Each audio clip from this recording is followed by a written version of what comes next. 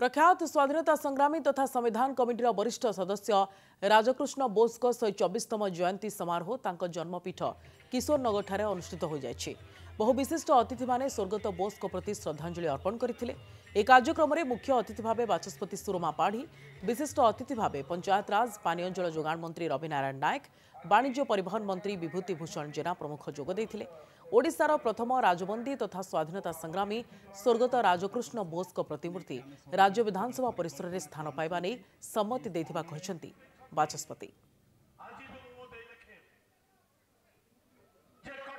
ए अंचल रे आसी तांकर जन्म जयंती अवसर में भिन्न भिन्न वक्तांक ठारू एवं साधारण लोकंक ठारू तांकर दीर्घ दिनर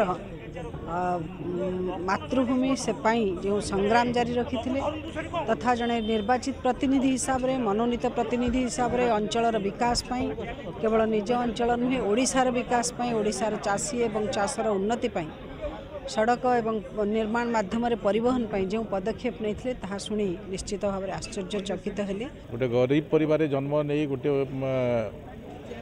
उपांत भितर जन्म नहीं स्वाधीनता पे जो निजक समर्पित करथिले एवं प्रथम राजबंदी हिसाब रे ओडिशा इतिहास रे भी तांकर पृष्ठभूमि ठीक भाव में नहीं ए ऐतिहासिक मानक भी एवं आगामी पीढ़ी को ओडिया अस्मिता को निश्चित भाव में आघात दौर।